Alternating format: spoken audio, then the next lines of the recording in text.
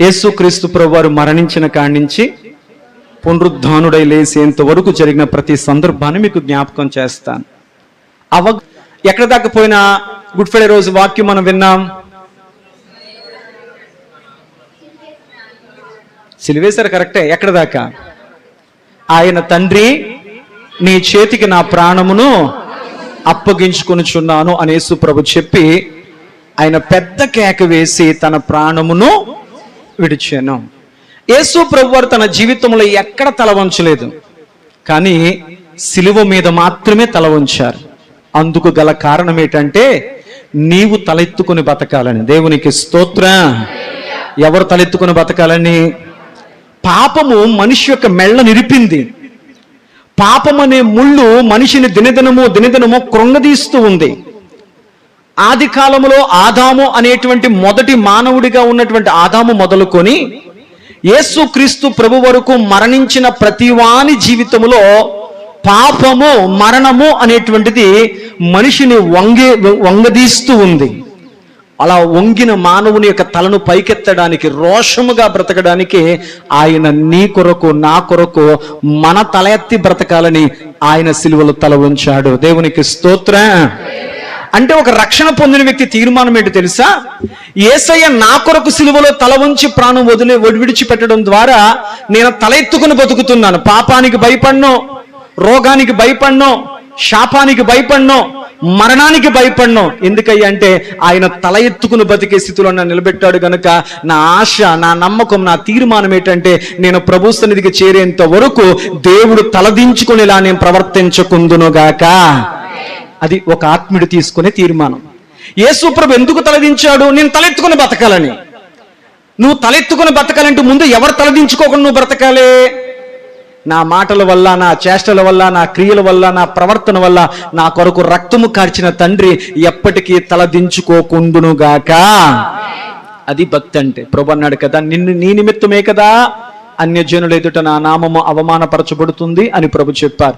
దేవునికి మన ద్వారా ఘనత కలగకపోయినా అవమానము మాత్రం కలగకూడదు.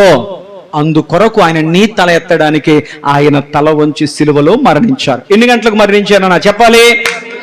3 గంటలకు. రామారమి 3 గంటలకు ఆయన మరణించారు.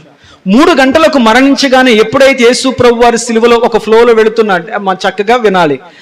యేసు ప్రభు ఎప్పుడైతే 3 గంటలకు మరణించారో అప్పుడు మహాభూకంపము కలిగెను. ఏం కలిగిందంట? భూకంపం. ఒక కథలా చెప్తాను, రెఫరెన్స్లు చేసి చదివించాలనుకో డిస్టర్బ్ అవ్వాలి కనుక చక్కగా ఒక కథలా చెప్తాను. ఒక మహాభూకంపం కలిగింది. ఎన్ని గంటలకి? 3 గంటలకు మహాభూకంపము కలిగి భూమి అంతయు అదిలింది. అంత మాత్రమే కాకుండా 3 గంటలకు మహా చీకటి కమ్మింది. ఏం జరిగిందంట? భూకంపం కలిగింది, చీకటి. ఎందుకో తెలుసా? ఆయన మరణము లోకమునకు చీకటి తెచ్చింది. ఆయన ఉన్న చోట వెలుగుంది, ఆయన లేని చోట చీకటి ఉంది. ఆయన ప్రాణం విడిచాడు, ఇంకా అక్కడ ఆయన ఉన్నాడా? లేడు. ఆయన లేకపోవడం ద్వారా అక్కడికి వెంటనే ఏమొచ్చేసింది? నీ జీవితంలోకి చీకటి ఎప్పుడు వస్తుందో తెలుసా? దేవుని వాక్యం నీ హృదయంలో లేకపోతే, దేవుని యొక్క సన్నిధి నీ హృదయంలో లేకపోతే నువ్వు ముమ్మాటికి చీకటి అనుభవాలు గుండే బ్రతుకుతావు. నీ జీవితంలో నెమ్మది ఉండదు, మనశ్శాంతి ఉండదు, ప్రశాంతి ఉండదు, అభద్రత, గలిబిలి. నువ్వు మనశ్శాంతిగా ఉండవు, నీ పక్కన వాళ్ళు ఎవరిని మనశ్శాంతిగా బతకనివ్వవు. కారణం ఏంటి తెలుసా? నీ హృదయంలోకి చీకటి వచ్చింది. బైబిల్ అంటుంది ఆయన మాట పలుకుట తోడనే అక్కడ వెలుగు కలిగెను. దేవునికి స్తోత్రం. వాక్యము నీలో ఉంటే నీ జీవితంలో వెలుగు నీవు అనుభవిస్తావు. ఆయన మరణించిన చోట ఆయన అక్కడ లేడు గనుక మహా చీకటి కలిగెను, భూకంపము కలిగెను. వెంటనే జరిగింది ఏంటంటే అక్కడ దేవాలయములోని తెర నడిబికి చిరిగిపోయింది, మధ్యకి చిరిగిపోయింది. ఏ తెర? దేవాలయములోని తెర మధ్యకి చిరిగింది. ఎందుకు దేవాలయం తెర మధ్యకి చిరిగింది యేసు ప్రభు మరణించడం ద్వారా అని అడిగితే, ఆనాటి ధర్మశాస్త్ర కాలంలో ఒక పాపి అయిన మానవుడు నేరుగా దేవుని ముఖ దర్శనం చూసే అవకాశం లేదు. ఒక పాపి ఒక పాపము చేస్తే ఆ పాపమునకు పరిహారము చేయడానికి, ఇదిగో పాపం వలన వచ్చే జీతం మరణం, నేను చేసిన తప్పుకు నేను చనిపోవాలి, కానీ నాకు బ్రతకాలని ఉంది, నాకు మరొక అవకాశం కావాలి అని ఆ వ్యక్తి కోరుకుంటే దేవుని క్షమాపణ పొందడం కొరకు అతడు పాప పరిహారార్థపు బలిగా అతడు ఒక గొర్రె పిల్లని తీసుకురావాలి మందిరానికి. అమ్మ వింటున్నారా? ఎప్పుడైతే ఆ పాపము చేసిన వ్యక్తి తాను చేసిన పాపమునకు తాను చావకుండా అతనికి మరొక అవకాశం, మరొక చక్కని మరి దిద్దుకోవడానికి అవకాశం కావాలని కోరుకున్న వ్యక్తి దేవుని యొక్క మందిరానికి, దేవుని యొక్క ప్రత్యక్షపు గుడారానికి ఒక గొర్రెను తీసుకొస్తాడు. వెంటనే యాజకుడు బయటకు వచ్చి, ప్రత్యక్షపు గుడారం నుంచి బయటకు వచ్చి, అయ్యా నువ్వు చేసిన పాపం ఏంటి అని అడుగుతాడు. అతడు చెప్తాడు, నా తోటివాడిని తిట్టానండి, ఇలా అన్నానండి, ఇలా కొట్టానండి, ఇలా మోసగించానండి, నా పొరుగువాడి దాశించానండి, మా పొరుగువాడిని చిన్న చూపు చూశానండి, ఇలా నరహత్య చేశానండి, వాట్ ఎవర్ మేబీ. ఏ పాపమైతే చేయొద్దని వాక్యం చెప్పిందో ఆ పాపము నేను చేశాను, ఆ పాపం వలన వచ్చే జీతం మరణం, నేను చావాలి, కానీ నాకు బ్రతకాలని ఆశ ఉంది గనుక నాకు మారుగా ప్రాణం అర్పించడానికి ఇదిగో ఈ గొర్రెను తీసుకొచ్చాను పాప ప్రాయశ్చిత్తము నిమిత్తమై అని చెప్తాడు. వెంటనే యాజకుడు ఆ తీసుకొచ్చిన గొర్రె మీద ఆ తప్పు చేసిన వ్యక్తిని చేయి పెట్టమంటాడు. ఆ పాపము చేసిన వ్యక్తి చెయ్యి మీద యాజకుడు చెయ్యేసి ఇలా ప్రార్థిస్తాడు, ఓ దేవా, ఇదిగో ఈ వ్యక్తి పాపి, ఇతని పాపములను ఇతడు చావవలసిన వాడై ఉన్నాడు, కానీ ఇతనిని బ్రతికించడానికి, ఇతడికి జీవాన్ని ఇవ్వడానికి ఇతడు చేసిన తప్పును ఇదిగో ఈ కిందున్న గొర్రె మీదకు పంపిస్తున్నాను అని చెప్పి ప్రమాణము చేయించి నువ్వు బయట నిలబడు అని చెప్పి ఈ యాజకుడు దాన్ని తీసుకెళ్లి దాన్ని వధించి దాని రక్తమును బలిపీఠం మీద ప్రోక్షించి దాన్ని కాల్చి దేవునికి అర్పణగా క్షమాపణ కొరకు ప్రార్థన. ఈ పాపి అయిన మానవుడు బయట నిలబడి ఏం చేయాలి? ప్రత్యక్షపు గుడారము నుంచి ఆ తతంగము లోపల జరుగుతున్నప్పుడు యాజకుడు దాని మాంసమును కాలుస్తున్నప్పుడు ఈ పాపి అయిన మానవుడు బయట నిలబడి ఆకాశం వైపు చూస్తూ ఉండాలి. ఎందుకు చూడాలో తెలుసా? ఆ కాల్చబడిన అతడి పాప పరిహారార్థము కొరకు అర్పించినటువంటి ఆ గొర్రె పిల్లను కాలుస్తున్నప్పుడు దాని పొగ నేరుగా వెళ్తుంటే దేవుడు నన్ను క్షమించాడు అని అర్థం. ఆ పొగ పైకి వెళుతున్నప్పుడు చెదిరిపోతూ ఉన్నట్లయితే దేవుని క్షమాపణ నాకు దొరకలేదు అని కానుకలతోనో నిలువ దోపుడిలతోనో ఒక వ్యక్తికి పాప క్షమాపణ దొరకదో. దేవునికి స్తోత్రం. ఈనాడు మనిషి ఎలాంటి వాడు అయ్యాడయ్యా అంటే, నేను ఎన్ని పాపాలు చేసినా పర్లేదు, ఎన్ని తప్పులు చేసినా పర్లేదు, ఎలా బతికేసినా పర్లేదు, ఒక్కసారి వెళ్ళి నిలువు దోపుడు తీసుకెళ్లి అందులో వేసేస్తే నేను ఇచ్చిన ధనాన్ని చూసి, నిచ్చిన సంపదను చూసి దేవుడు నన్ను క్షమిస్తాడు. లేదు లేదు లేదు, ఆయన నీ దగ్గర ధనధాన్యాలను చూసి క్షమించేవాడు కాదు, నీలోని పశ్చాత్తాపాన్ని చూసి క్షమించేస్తాడు. దేవునికి స్తోత్రం. అర్థమైంది అనుకుంటున్నాను. అంటే పాపము చేసిన వ్యక్తికి నేరుగా దేవా నన్ను క్షమించు అని అడగడానికి అతనికి అవకాశం లేదు. ఎందుకంటే అతడు ఆవరణములో నిలబడాలి. ఆవరణము తర్వాత పరిశుద్ధ స్థలము, పరిశుద్ధ స్థలము తర్వాత అతి పరిశుద్ధ స్థలం. ఈ ఆవరణానికి, పరిశుద్ధ స్థలానికి, అతి పరిశుద్ధలానికి మధ్యన ఒక తెరడ్డుండేది. ఏదడ్డుండేది చెప్పరేంటమ్మా? తెరడ్డుండేది. అందువల్ల పాపి అయిన మానవుడు దేవునికి ముఖ స్వరూపం నేరుగా చూడడానికి, ఆయనతో తన కష్టాన్ని చెప్పుకోవడానికి, దేవుని దగ్గర క్షమాపణ అడగడానికి పాపి అయిన మానవునికి అవకాశం లేదు కనుక అతడు బయట నుంచే వేరొకరి మీద ఆధారపడేవాడు. ఎప్పుడైతే యేసు ప్రభు వారు మరణించారో జరిగిన కార్యం మధ్యవర్తిత్వం తెగిపోయింది. దేవునికి స్తోత్రం. యేసయ్య మరణము దేవునికి మానవునికి మధ్యనటువంటి మధ్యవర్తిత్వం ఎవరైతే ఉన్నారో యాజకుడి దగ్గరికి వెళ్ళి, అయ్యా నా తరపును చెప్పండి అయ్యా, నా తరపును చెప్పండి అయ్యా, ఏలిన వారితో నా తరపును చెప్పండమ్మా అని చెప్పేటి మధ్యవర్తిత్వము యేసుక్రీస్తు మరణము ద్వారా తెగిపోయింది. దానికి సూచనగా దేవాలయం యొక్క తెర రెండుగా చిరిగిపోయింది. ఇప్పుడు ఏం జరుగుతుందంటే ఆ బయట ఆవరణములో ఉన్న పాపి అయిన మానవుడికి పరిశుద్ధ స్థలములో ఉన్న దేవుడు ముఖాముఖిగా నేరుగా కనపడుతున్నాడు. దేవునికి స్తోత్రం. నీకు అర్థమైంది? అర్థం కాలేదా? ఎప్పుడైతే యేసు ప్రభు మరణించాడో పాపి అయిన మానవుడు ఇక నేరుగా దేవుని ముఖ దర్శనం చూడగలుగుతున్నాడు. మధ్యన ఉన్నటువంటి పాపము అనేటువంటి అడ్డుబండలన్నీ తొలగిపోయాయి యేసయ్య రక్తము చేత. దేవునికి స్తోత్రం. హల్లెలూయా. జాగ్రత్తగా విందాం. 3 గంటలకు ఎప్పుడైతే చీకటి పడిందో యూదులు 6 అయితే నెక్స్ట్ దినము సబ్బాతు దినం, శనివారం సబ్బాతు దినం. యేసుప్రభును మరణం చంపింది ఎప్పుడు? సబ్జెక్ట్ వినాలి. ఎప్పుడు? శుక్రవారం. మరి వాళ్ళకు పొద్దుగుకేది ఎప్పుడు? 6 గంటలకి.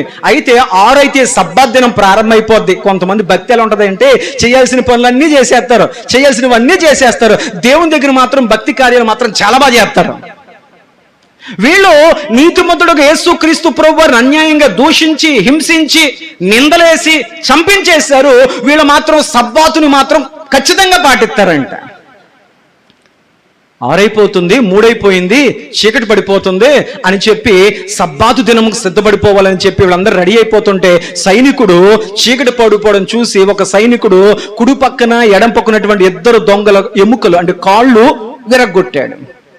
శిలువ మరణము అతి ఘోరమైన మరణం. ఎందుకంటే ఉరి తీస్తే వెంటనే చావొస్తుంది, తల నరికితే వెంటనే శిరశ్ఛేదనం చేస్తే పౌలు వలె వెంటనే చావొస్తుంది. కానీ శిలువ మరణం పొందిన వ్యక్తికి వెంటనే చావు రాదు. ఎందుకో తెలుసా? అతడి ఒంటిలో నుంచి రక్తము చుక్కగా దారాలుగా కారుతూ చివరి రక్త బొట్టంతా కారాక మనిషి ప్రాణం పోతాది. అనేక రోజుల పాటు వాళ్ళు కొన ప్రాణముతో అలా కొట్టుమిట్టాడుతూనే ఉంటారు. అలా ప్రాణముతో ఉండగానే ఆకాశ పక్షులు వచ్చి వారి శరీరాన్ని పొడుచుకుని తింటాయి. వారి యొక్క ఆకులు వచ్చి వారి కళ్ళును పీక్కు తింటాయి. మీకు అర్థమైందా లేదా? దీనికి నేను చెప్పిన ప్రతి మాటకు వాక్యంలో రిఫరెన్స్లు ఉన్నాయి. ఆకాశ పక్షులు వచ్చి వాడి గుడ్లను పీక్కు తినునని ఉంది బైబిల్లో. అందుచేత వీరు సబ్బాతు దినం టైం అయిపోతుంది, చీకటి పడిపోతుంది, ఆకాశంలో మార్పు ఎందుకు కలిగిందో మాకు తెలియదు, సరే వెళ్ళిపోదాం అని చెప్పి కుడి పక్క దొంగ కాలు విరగొట్టాడు, ఎడమ పక్క దొంగ కాలు విరగొట్టాడు. యేసు ప్రభు కాలు విరగొడదామని చేయెత్తేసరికి వాడికి ఎందుకో డౌట్ వచ్చిన సైనికుడు, ఇదేంటి కదలడం లేదేంటి, ఇంతకు ముందే కదా నా ప్రాణం అప్పగిస్తానని చెప్పి గట్టిగా అరిచి తల ఉంచాడు, అప్పట్లోనే చనిపోవడం ఏంటి అని చెప్పి వాడు నిజంగా చనిపోయాడు లేదో చూద్దామని చెప్పి ఒక బల్లెము తీసుకొచ్చి యేసు ప్రభు డొక్కలో పొడిచాడంట. కొంతమంది బైబిల్ పండితులు అంటారు ఆ బల్లెము డొక్కల్లోంచి వెళ్ళి గుండెలో గుచ్చుకుందంట. ఆ గుండెల్లో ఎక్కడో మిగిలిపోయిందంట కొద్దిపాటి రక్తం. ఆ రక్తం ఆ బల్లెము గుండా కారి ఆ పొడిచిన వాడి కంటి మీద, బహుశా కొంతమంది వాడి పేరు కాస్పర్, వాడి కంటి మీద పడిందంట. వాడు పోయిన కన్ను వచ్చిందంట. దేవునికి స్తోత్రం. వాడి పేరు ఏదైనా అయ్యి ఉండొచ్చు. ఆయన చివరి రక్తపు బొట్టు కూడా ఒక గుడ్డివాడికి కళ్ళు తెరిపించింది. ఆయన మరణం మన కళ్ళు తెరిపించలేకపోతే ఎంత భక్తి చేసి ఏం ఉపయోగం? మన కళ్ళు తెరవబడకపోతే భక్తిలో. దేవునికి స్తోత్రం. హల్లెలూయా. యెషయా ప్రవక్త ప్రవచించాడు, ఆయన ఎముకల్లో ఒకటైనను విరవబడకూడదు. ఆయన దెబ్బలు తింటాడు, ముఖమైన ఆయన సొగసరినో స్వరూపమైననో లేనివాడిగా అతని ముఖము ఎంతగానో కూడా ఇదిగో వేదనకరంగా మారిపోతుంది. ఒక వ్యవసాయదారుడు భూమిని దున్నినట్లుగా ఆయన వీపు దున్నబడుతుంది, కానీ ఎముక మాత్రం ఎరవకూడదు. అన్ని జరిగాయి. ఏకని యేసు ప్రభు యొక్క శరీరంలో ఒక్క ఎముక కూడా విరగబడలేదు. ఆమె చెప్పండి. యేసు ప్రభు మరణించారు. ఎక్కడ వారు అక్కడికి వెళ్ళిపోయారు. ఆ తర్వాత యేసు ప్రభు శవాన్ని ఎక్కడ పెట్టాలి? పార్థివ దేహం ఎక్కడ పెట్టాలి? దేవునికి స్తోత్రం. తోడుకు నిలబడవలసిన శిష్యులు పారిపోయారు. అక్కడ కేవలం ఎవరున్నారు? మర్దలేని మరియయు, యేసు ప్రభు వారి తల్లియు, ఆయన ప్రేమించిన ప్రియశిష్యుడైనటువంటి యోహాను, ముగ్గురే ఉన్నారు యేసు ప్రభు తరపున. మేముంటామండి మీకోసం ప్రాణం పెట్టేస్తామండి అన్న వాళ్ళందరూ ఎగిరిపోయారు. ఎవరు యేసు ప్రభు పార్థివ దేహాన్ని తీసుకెళ్లి సమాధులు పెట్టడానికి ఎవరికి అవకాశము లేదు. అప్పుడు అరిమత యోసేపు అనే వ్యక్తి ముందుకొచ్చాడు. ఎవరి అరిమత యోసేపు అంటే యూదులలో పేరు పొందిన ఒక గొప్ప వ్యక్తి. అతడు సన్హెడ్రిన్ సభలో ఒక గొప్ప సభ్యుడు. ఎవడ ఈ వ్యక్తి? యేసు ప్రభుని రాత్రి అన్యాయంగా తీర్పు తీర్చిన ఆ సన్హెడ్రిన్ సభలో ఒక గొప్ప వ్యక్తిగా ఉన్నాడు. అతడు యేసు ప్రభుని కాపాడడానికి ఎన్నురితలుగా ప్రయత్నించాడు, కానీ నీతిమంతుని యొక్క నోరుని లేగనివ్వరు కదా. ఇప్పుడు పార్లమెంట్లో జరుగుతున్న కొన్ని విషయాల్లో ఒక మంత్రి మాత్రమే ఈ రీఛార్జీల కోసం వీటి కోసం మాట్లాడుతుంటే అతను నోరు ఎల్లొక్కారా అంటే సొంత పార్టీ వాళ్ళే మా ఓన్ డిస్మిస్ చేస్తున్నాం, ప్రజల కోసం మాట్లాడుతున్నాడు కాబట్టి అన్నారు.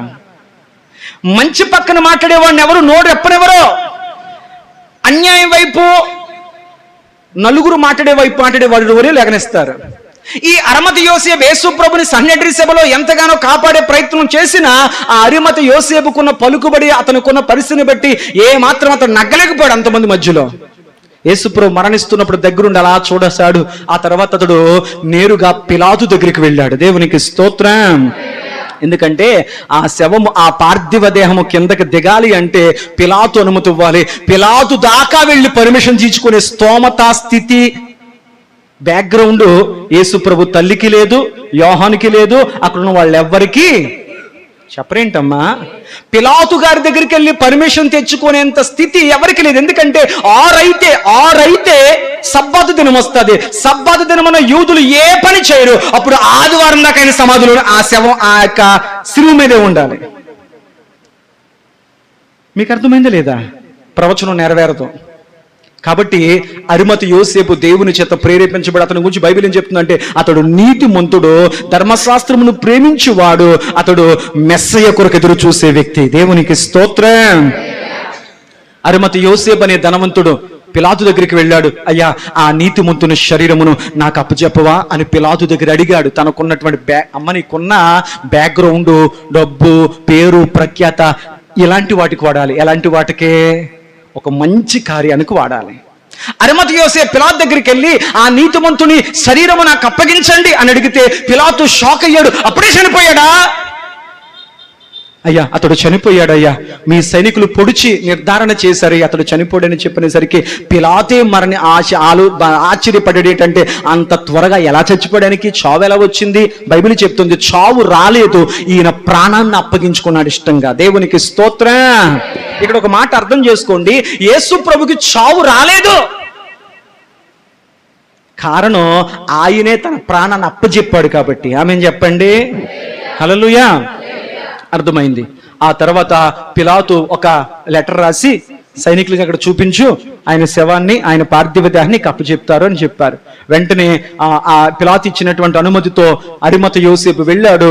యేసు ప్రభు యొక్క పార్థివ దేహాన్ని ఆ శిలువ మీద నుంచి కిందకు తీసుకొచ్చిన తర్వాత ఎక్కడ పెట్టాలి అనగా అరిమతి యోసేపు అన్నాడు, అయ్యా, మీ కుమారుని యొక్క లేకపోతే యేసు ప్రభు యొక్క పార్థివ దేహం మీకు అప్పచెప్పడం కాదయ్యా, నేను బ్రతుకుండగానే నా స్థాయికి స్తోమతకు తగ్గట్లు నేను ఒక అద్భుతమైనటువంటి సమాధిని తొలిపించుకున్నాను ఒక కొండ గుహలో. ఆనాటి ధనవంతులు ఈజిప్ట్లో చాలా మంది మరి చూడగలిగితే చాలా మంది బతుకుండగానే సమాధులు కట్టించుకుంటారు. మనం బతుకుండ ఇల్లు కట్టుకుంటాం. కొంతమంది చనిపోయిన ఎక్కడ పడేస్తారో ఏంటో అని చెప్పి కొంతమంది ఆనాటి దినాల్లో ఏం చేసేవారంటే వారి డబ్బంతా పోగు చేసి ఇల్లు ఎలాగున్నా పర్లేదు, నేను మరణించిన తర్వాత నా సమాధి బాగుండాలని చెప్పి సమాధులు అందంగా కట్టుకునేవారంట. ఈ అరిమతి యోసేపు అనే వ్యక్తి రేపు నా జీవితం ఎలా ఉంటుందో, రేపు నా పరిస్థితి ఎలా ఉంటుందని చెప్పి అతడు బ్రతికుండగానే ఒక చక్కని సమాధిని తొలిపించుకున్నాడు, రాతి సమాధి తొలిపించుకున్నాడు. అతడు అన్నాడు, ఆ యేసు ప్రభుని నా కొరకు తొలిపించుకున్న నా సమాధిలో పెట్టండి అన్నాడు. ఆమేన్ చెప్పండి. నా హృదయములో పెట్టండి, ఆయన్ని నా రాతి హృదయములో పెట్టండి, నా రాతి సమాధిలో ఆయన్ని పెట్టండి అని చెప్పారు. ఆరైపోతుంది కాబట్టి ఆయనకి త్వరగా వస్త్రాన్ని చుట్టి పెట్టేశారు. ఏం చేశారు? వస్త్రాన్ని చుట్టి. కానీ ఆనాటి యూదులు ఒక వ్యక్తి మరణించినప్పుడు ఆ శరీరం ఎక్కువ కాలం డీప్ కంపోజ్ అయిపోకుండా ఉండడం కోసం కొన్ని సుగంధ ద్రవ్యాలు, కొన్ని లేపనాలు రాస్తారు. అలా రాస్తే ఆ శరీరం త్వరగా డీకంపోజ్ అవ్వదు, ఆ శరీరం త్వరగా కుళ్ళిపోయే అవకాశము. మరి యేసుప్రభు శరీరానికి వెంటనే ఆ యొక్క వస్త్రాన్ని చుట్టేసి పెట్టేశారు. కానీ యేసుప్రభు శరీరానికి సుగంధ ద్రవ్యాలు కానీ లేపనాలు కానీ ఏమైనా డీపంగా అయిపోకుండా ఏమైనా కెమికల్స్ రాశారా? మీరు మాట్లాడరేంటి? రాయలేదు. రాద్దామని అమ్మలక్కలు ఉదయం తెల్లవారుగానే వచ్చారు, రాయగలిగారా? మీరు మాట్లాడాలి. నేను ముందుకెళ్ళి మళ్ళీ వెనక్కి వస్తున్నాను. ఆదివారమున ఇంకా నువ్వు తెల్లవారుచుండగా మర్దలేని మరియయు, వేరొక మరియయు, యేసుక్రీస్తు తల్లి అని మరియయు ఆ సమాధి దగ్గరికి వచ్చారు. వారు వచ్చే ఉద్దేశం ఏంటంటే, అయ్యో ఆ రోజు టైం అయిపోయింది, మరి ఆరైతే మనం యూదులం కాబట్టి సబ్బాతుని ఆచరించాలి కాబట్టి బయట ఉండకూడదు కాబట్టి మనం వెళ్ళిపోయాం, ఆయన శరీరం అలాగే ఉండిపోయింది, ఇప్పుడు వెళ్ళిపోయి ఆయన శరీరానికి సుగంధ ద్రవ్యాలు రాద్దాం అనుకుని వెళ్ళారు. కానీ వారు వెళ్ళేసరికి ఆయన పునరుద్ధానుడు శక్తితో లేవనెత్తబడ్డాడు, రాయి దొర్లించబడింది. దేవునికి స్తోత్రం. మళ్ళీ వెనక్కొద్దాం. యేసు ప్రభుని ఒక వ్యక్తి తన ఇంటికి భోజనాన్ని పిలిచాడు. యేసు ప్రభు భోజనాన్ని కూర్చున్నప్పుడు ఒక తల్లి వచ్చి కన్నీళ్లతో ఆయన పాదాలు కడిగి తల వెంట్రుకలతో ఆయన పాదాలు తుడిచి ఆమె తెచ్చుకున్న విలువైన అత్తరును ఆయన మీద పోసింది. వెంటనే ఇస్కరియోతు అన్నాడు, ఏంటి ఇలాంటి పనికిమాలిన పని చేసేవేంటి, ఇంత డబ్బు పాడు చేసే పని చేసేవేంటి, అసలు నీకు బుర్ర పని చేయట్లేదా, ఆ తైలము ఆ ఎంత సుగంధ ద్రవ్యం ఎంత విలువైందై ఉంటుంది, ఏంటి అలాంటి దాన్ని పాడు చేసేవేంటి, బేదలకు ఇవ్వచ్చు కదా. ప్రభు చెప్పాడు, బేదలు ఎప్పుడూ మీతోనే ఉంటారు, నువ్వు ఇచ్చినంత మాత్రాన వాడు అడుక్కోవడం మాండవు, మనం ఇచ్చి కొంతమందికి వాడిని అడుక్కో మనం ఎంకరేజ్ చేసినట్టు అవుద్ది. మీరు అనుకుంటారో బీదలకు సాయం చేయమని దేవుడు బీదలకు చేయమనలేదు, వృద్ధులకు పసిబిడలకు సాయం చేయమన్నాడు దేవుడు. అన్ని బాగున్నాడు సాయం చేయమనలే. హల్లెలూయా. ఎవరికి పడితే వాళ్ళకి దానాలు చేసి పుణ్యకార్యమేంటి అన్నామనుకో, ప్రభు అంటాడు నీ నీతి క్రియలు మురుకు కొట్టలు. ఎందుకంటే వాడికి చేరవలసిన వాడికి చేరలేదు, వాడు తీసుకెళ్ళి తాగుతాడో తిరుగుతాడో దేనికి పడతాడో తెలియదు. హల్లెలూయా. మీకేమైనా అర్థమైందా? యేసు ప్రభు వారి తల మీద, యేసు ప్రభు వారి మీద ఆ తల్లి విలువైన సుగంధ ద్రవ్యం వేస్తే యూదా అన్నాడు ఎందుకు ఆ పని చేస్తావు అన్నాడు. కానీ యేసు ప్రభు చెప్పాడు ఆమె చేసింది మేలైన కార్యం, ఎందుకంటే ఆమె నన్ను సమాధికి సిద్ధం చేసింది అన్నాడు. దేవునికి స్తోత్రం. యేసయ్యకి తెలుసు ఆ రోజు నా శరీరానికి పార్థివ దేహానికి ఏది రాయకుండా పెడతారో, ప్రార్థనలు వచ్చేసరికి నేను పునరుద్ధరణుడు అయిపోతాను, కాబట్టి ఈ తల్లి నన్ను ముందుగా సమాధికి సిద్ధం. ఇస్కరియోతు యూదా అన్నాడు అనవసరంగా తైలం వ్యర్థమైపోయిందని. కానీ యేసు ప్రభు చెప్పాడు ఈ తైలం వ్యర్థం కాలేదయ్యా, ఈ తల్లి నాకు తైలం పోసి సమాధికి సిద్ధపరిచింది, కానీ ఆదివారం తీసుకొచ్చిన ఉత్సవ తైలాలు అవి వ్యర్థమైపోయాయి, ఎందుకంటే యేసయ్యకు వాడబడలేదు. దేవునికి స్తోత్రం. యేసయ్య కొరకు వాడబడిన తైలము, యేసు ప్రభు కొరకు వాడబడలేని తైలము. ఉండగానే వాడబడాలి, వెళ్ళిపోయాక ఎందుకు నీ తైలాలు నీ అర్పణలు దేవుడికి. దేవునికి స్తోత్రం. హల్లెలూయా. యేసు ప్రభు పార్థివ దేహాన్ని చుట్టి లోపల పెట్టి రాయను మూయించేసి ఎక్కడ వాళ్ళు అక్కడికి వెళ్ళిపోయారు. వెళ్ళిపోయిన తర్వాత యేసు ప్రభుని నమ్మిన వారి కంటే నమ్మని వాళ్ళకైనా నమ్మకం ఎక్కువ. ఎందుకంటే ఆయన బ్రతికుండగా 3వ దినము పునరుద్ధానముతో నేను లెగిస్తాను, ఇదిగో పునరుద్ధానమును జీవమును నేనే, ఈ శరీరం అనేటువంటి దేవాలయాన్ని పడగొట్టి 3వ రోజును లేపుతానన్నాను, కాబట్టి ఆయన ఖచ్చితంగా లెగుస్తాడు. ఈ మాట ఎవరు నమ్మారు? శిష్యులు నమ్మలే, ఆయనతో ఉన్నవారు ఎవరో నమ్మలే. కానీ ఎవరైతే ఆయన్ని చంపించడానికి కుట్ర చేశారో వాళ్ళు నమ్మారు, ఖచ్చితంగా లెగుస్తాడు రా బాబు అని. దేవునికి స్తోత్రం. హల్లెలూయా. కొంతమందికి అహం అడ్డుపడిపోద్ది కొన్ని ఒప్పుకోవడానికి. హల్లెలూయా. హల్లెలూయా. ఒకరోజు ఒక చోట వాక్యం చెప్తాకు వెళ్ళాను, వెళ్ళగానే అడ్రస్ తెలియలేదు, కష్టపడుతున్నా ఎక్కడుందా ప్లేసు అని చెప్పి.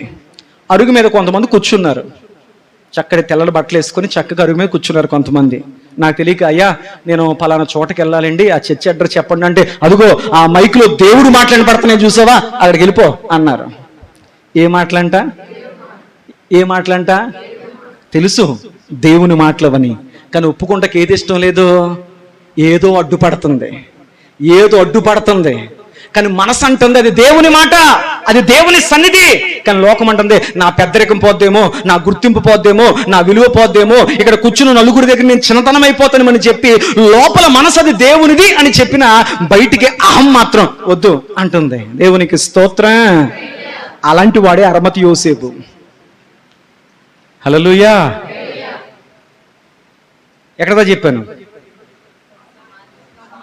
మీరు నాకు త్వరగా అనిపించాలి.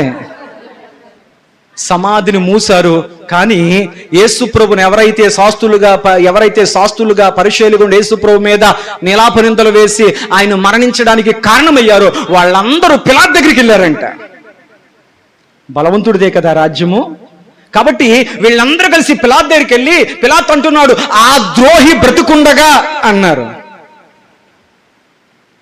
ఏమన్నారు తెలుసా? అతడు బ్రతికుండకు ఒక మాట చెప్పాడు. ఆయన ఏమన్నారు తెలుసా? 3వ దినమునైనా సమాధిని గెలిచి లెగిస్తానని చెప్పాడు. ఆయన ఖచ్చితంగా లెగిస్తాడు అని అందరిని నమ్మించడానికి. ఒకవేళ అందరూ ఇంటికి వెళ్ళిపోయిన తర్వాత 3వ రోజు ఎప్పుడు వచ్చిందో లెక్కెట్టుకుని ఆయన శిష్యులే ఆ రాయిని గెంటేసి ఆయన శవాన్ని తీసుకెళ్లి మాయం చేసి మా యేసు ప్రభు లేచాడు అని చెప్పాడు అనుకో, ఆది కంటే అంత్యనిష్ఠూరం ఎక్కువైపోద్ది. కాబట్టి మరి పిలాతు గారు, గవర్నర్ గారు, మీరు మాకు ఏదో చేయాలంటే పిలాతు అన్నాడు ఏం చేయాలి చెప్పండి అని అడిగితే అప్పుడు అన్నారు ఆ రాయికి సెక్యూరిటీ కావాలి. నాన్న మీకు అర్థమవుతుందో వాక్యం? అయ్యా ఆ రాయికి సెక్యూరిటీ కావాలి. ఆయన లేకుండా ఎవరు ఆయన పార్థివ దేహం తీసుకెళ్ళిపోకుండా, ఆయన సజీవుడిగా మృతుని కలిసి లేకుండా ఆ రాయిని మేము బంధించాలి. కాబట్టి మేము ఏం చేస్తామంటే ఆ రాయి సమాధి రాయి చుట్టూ సంకెళ్ళు వేస్తాం, దానికి తాళం వేస్తాం, దాని మీద పిలాతు గారి యొక్క ముద్ర ఎత్తాం. ఆ ముద్ర ఎవడన్నా పట్టుకుంటే వాడికి మరణ శిక్ష. కాబట్టి ఆ సీలేసిన రాజుడికి ఎవడు రాడు. ఒకవేళ సీలేసిన, సంకెళ్ళు వేసిన, తాళం వేసిన ఒకవేళ ఎవరన్నా తీసుకెళ్ళిపోతారు. కాబట్టి ఆ రాయి ముందు కొంతమంది సైనికులు సెక్యూరిటీగా పెట్టండి. బా ఎన్ని రకాలుగా భద్రపరిచారంట. తెలుగు అర్థమైంది మీకు? మరి చెప్పరేటి? సమాధికి సంకెళ్ళు వేయించారా? వినకపోతే అంటే ముగించేస్తాను ఇక. సమాధికి సంకెళ్ళు వేయించారు, సంకెళ్లకు తాళం వేయించారు, తాళానికి అధికారపు సీలు. ఇప్పుడు బ్యాంక్ వాళ్ళు సీలే వేస్తారు, అధికారులు సీలే వేస్తారు. ఆ సీలు ఎవరికి ఉండదు, ఇప్పితే అంటే జైలు శిక్ష. కానీ గవర్నర్ ఏంటి, పిలాతు ఇచ్చిన సీలు ఇప్పితే వాడిని అంటే చంపేస్తారు వాడిని. ఆ సీలు ఎవరు పట్టుకోరు. దానితో పాటు ఆ సమాధికి సైనికులతో బందోబస్తు ఏర్పాటు చేశారు. ఎలా లెగుతాడో చూద్దాం, ఎవరు లేపుతారో చూద్దాం అనుకున్నారు. ఆ రాత్రి అందరూ పడుకున్నారు, కానీ వీళ్ళకి నిద్ర పడతలేదు. ఎవరికే?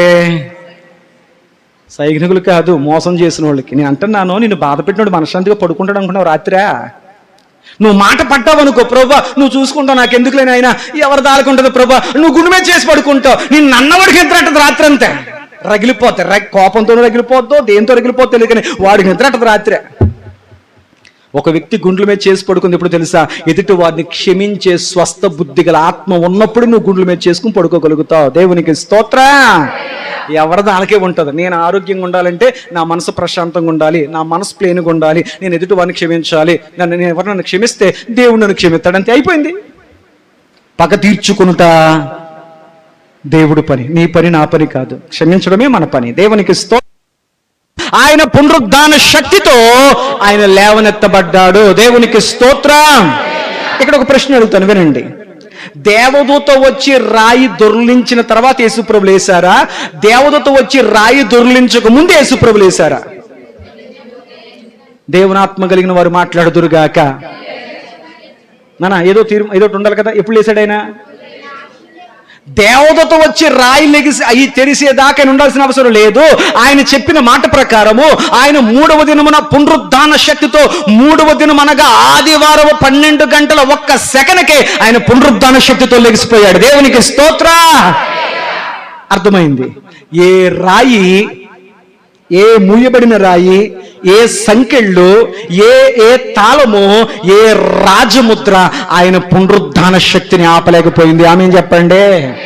ఒక దైవజనుడిగా రోషంగా మాట చెప్తున్నాను, దేవునికి నువ్వు నమ్మకంగా బతికితే నీ ఎదుగుదలను ఏది ఆపలేదు. దేవుడు లేపుతాడు పైకి. ఆమేన్ చెప్పండి. నీ కుటుంబాన్ని కానీ, నీ బిడ్డలను కానీ, నీ ఆరోగ్యాన్ని కానీ, నీ కష్టజితాన్ని కానీ ఎవరు పాడు చేద్దామని, ఎవరు అణుచుదామని చూసినా నువ్వు దేవుని సన్నిధిలో యథార్థంగా బ్రతికినంత కాలము ఏది నీ కుటుంబ ఆశీర్వాదాలని ఆపేదిగా ఉండదు. ఆయన ఖచ్చితంగా నేను లేవనెత్తునుగాక. ఆమేన్. పౌలు శీలను చెరసాల తలుపులు పునాదులు కథ ఆపలేకపోయాయి. షడ్రక్ మేషక్ అబేద్నెగోలను అగ్ని ఆపలేకపోయింది. దానియేలును సింహాలు ఆపలేకపోయాయి. ప్రార్థించే నిన్ను ఈ లోకములో ఏది ఆపకుండునుగాక. నీకు నువ్వుగా ఆగిపోతే ఏం చేయలేం. నాకు అది నొప్పి వచ్చిందండి, ఇది నొప్పి వచ్చిందండి, అది బాధ వచ్చిందండి, ఇది బాధ వచ్చిందండి, అందుకు కోపం వచ్చిందండి, అందుకు మానేస్తున్నానండి అని నీకు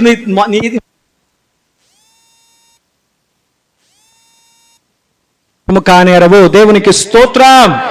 హల్లెలూయా, హల్లెలూయా. మీకు అర్థమైంది. వినండి, 1 పావు గంట.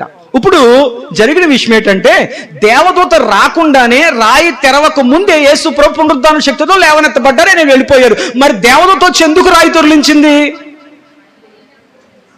లోకానికి సాక్ష్యం చెప్పడానికి.